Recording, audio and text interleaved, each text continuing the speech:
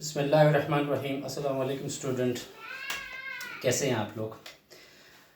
Dear student, आज हम एक बहुत ही इम्पॉर्टेंट एक कॉन्सेप्ट है उसमें मैं बात करने जा रहा हूँ। हम जानते हैं स्टूडेंट कि जब कभी भी हम किसी इकोनॉमी के अंदर, किसी भी मुल्क के अंदर, कंपनीज के अंदर इन्वेस्टमेंट करते होते हैं तो हमें दो किस्म का रिस्क का सामना करना पड़ता है। एक किस्म का रिस्क कहलाता है जो मार्केट का रिस्क होता है। उस किस्म के रिस्क को हम अनसिस्टमैटिक रिस्क कहते हैं, यानी ये वो रिस्क है कि जो हम किसी सूरत में डाइवर्सिफाई नहीं कर सकते, इसलिए इस रिस्क को हम अनडाइवर्सिफाइबल रिस्क कहते हैं। इसका मतलब ये हुआ कि हम पाकिस्तान के अंदर चाहे जिस कंपनी के अंदर भी इन्वेस्टमेंट करें, एक्स में करें, वाई में करें, जी में करें, ये जो अनडाइवर्सिफाइबल रिस्क है या अनसिस्टमेटिक रिस्क है या मार्केट का रिस्क है, ये हमें हर सूरत में बर्दाश्त करना पड़ेगा, चाहे हम एक्स कंपनी में इन्वेस्ट करें या वाई में करें या जी में करेंगे, राइट। जैसे पॉलिटिकल रिस्क आ गया, इकोनॉमिक रिस्क आ गया, इंटरेस्ट रेट आ गया, ये बहुत सारी चीज़ें हैं जो कि मार्केट रिस्क को की एग्जांपल्स हैं। दूसरे किस्म का रिस्क जो होता है वो कंपनी स्पेसिफिक रिस्क होता है, यानी ये वो रिस्क होता है जो उस स्पेसिफिकली उस कंपनी के साथ उसका ताल्लुक है। इस किस्म के रिस्क को हम कहते हैं सिस्टमैटिक रिस्क, या इसको हम फाइनेंस की ज़बान में कहते होते हैं डाइवर्सिफाइबल रिस्क। डाइवर्सिफाइबल रिस्क का मतलब ये होता है कि इस रिस्क को हम डाइवर्ट कर सकते हैं, यानी हम इस रिस्क को नहीं अफोर्ड कर सकते तो हम इस कंपनी को छोड़ दें, किसी दूसरी कंपनी में जाके अपनी इन्वेस्टमेंट कर लेंगे तो वहाँ पे रिस्क चेंज होगा। यानी ये वाला रिस्क जो सिस्टमैटिक रिस्क है, ये कंपनी टू कंपनी क्या होता है, चेंज होता है, राइट। अब हमें ये समझना है कि ये सिस्टमैटिक रिस्क या डाइवर्सिफाइबल रिस्क को हम मेजर कैसे करते हैं। इसका एक मेथड होता है जिसके ज़रिए हम इसको कैप्चर करते होते हैं, वो होता है कंपनी का बीटा होता है। कंपनी की बीटा से हमें पता चल जाता है कि यहाँ पे रिस्क कितना है। बेसिकली ये रिस्क जो होती है ये वॉलेटिलिटी होती है कि कंपनी के अंदर वॉलेटिलिटी कितनी है विद रिस्पेक्ट टू मार्केट के अंदर वॉलेटिलिटी कितनी होती है। सो मार्केट के वॉलेटिलिटी का और कंपनी के वॉलेटिलिटी का आपस में एक रिलेशनशिप होता है। ये रिलेशनशिप हम मालूम करते होते हैं बीटा के जरिए। अब बीटा कैसे मालूम करते हैं, ये हम मालूम करते हैं covariance between company and market divided by variance of the market. यानी कोवेरियंस जो कोवेरिएबिलिटी होती है कंपनी का मार्केट के साथ, उसको हम डिवाइड कर देंगे मार्केट की वेरियंस के साथ, तो इससे जो रिजल्ट निकलेगा वो कहलाएगा बीटा।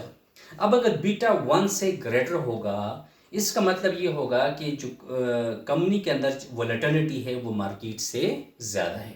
वो अगर कंपनी का बीटा 1 से कम आ जाए, इसका मतलब है मार्केट ज़्यादा वोलेटाइल है और कंपनी कम वोलेटाइल है, यानी इसके अंदर रिस्क कम है, सिस्टमैटिक रिस्क कम है। तो आइए हम आज समझते हैं कि ये कैलकुलेट कैसे करेंगे। इसके लिए आपको दो चीज़ें चाहिए होंगी। एक, आप जिस टाइम फ्रेम का बीटा कैलकुलेट करना था उस टाइम में KC 100 इंडेक्स ले लेंगे, और जिस कंपनी को अंदर आप इन्वेस्टमेंट करना चाहते हैं या जिस कंपनी का बीटा मालूम करना चाहते हैं उसकी मार्केट प्राइस ले लेंगे। जैसे मैंने जनवरी 2019 से जून 2019 तक 6 महीने का डेटा ले लिया। जनवरी 2019 में जो KC 100 इंडेक्स मैंने हाइपोथेटिकली वैल्यूज़ ले लिए कि फॉर एग्जाम्पल जनवरी 19 में 10,000 क्लोजिंग थी, KC 100 इंडेक्स मंथली क्लोजिंग था।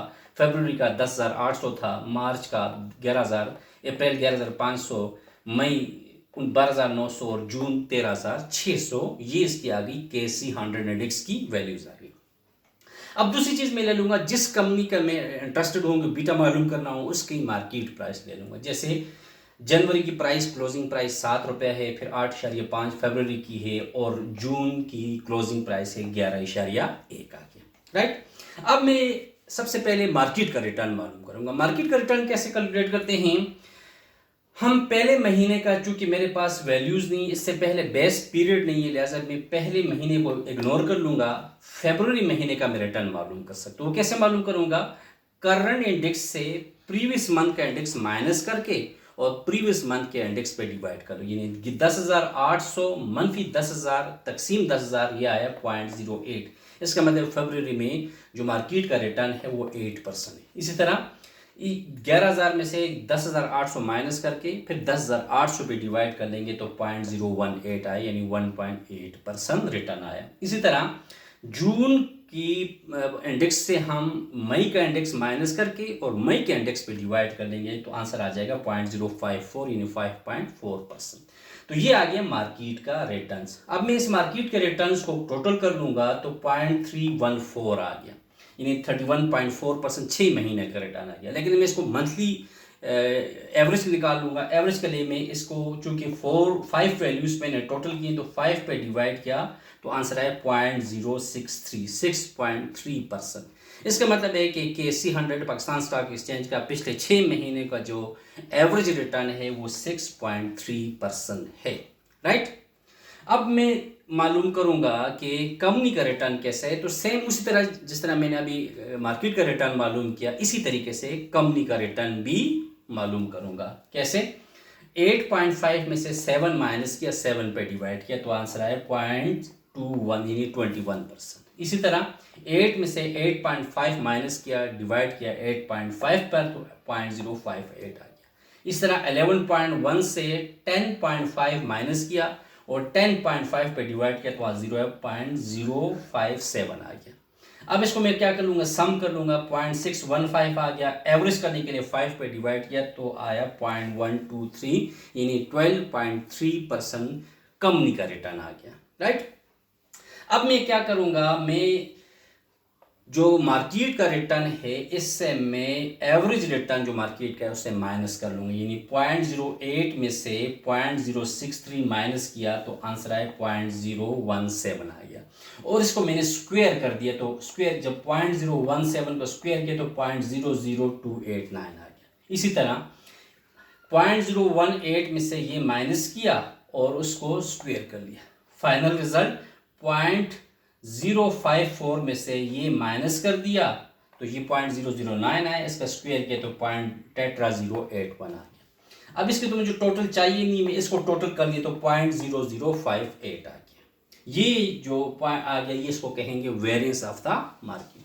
अब दूसरी चीज़, इसी तरह में मार्केट रिटर्न से जो कंपनी का रिटर्न है उससे एवरेज रिटर्न माइनस कर, जैसे 0.21 माइनस 0.123 तो आंसर 0.08 आ गया। इसी तरह 0.057 से 0.123 माइनस किया तो ये मेरे पास 0.066 आंसर आ गया। अब आखिरी स्टेज में मैं क्या करूँगा, RM माइनस आर बार और RI माइनस आर बार, यानी जो डिफरेंस है मार्केट का रिटर्न का और डिफरेंस जो कंपनी रिटर्न का, इसका आपस में मैं मल्टीप्लाई कर लूँगा तो ये मल्टीप्लाइड बाई ये क्या, तो मेरे पास 0.0014 आ गया। इसी तरह मार्केट 0.009 को माइनस 0.066 से मल्टीप्लाई किया तो चूंकि दोनों माइनस में है तो प्लस हो गया 0.0059 आ गया। इसको मैंने टोटल किया तो मेरे पास आ गया 0.0054 आ गया।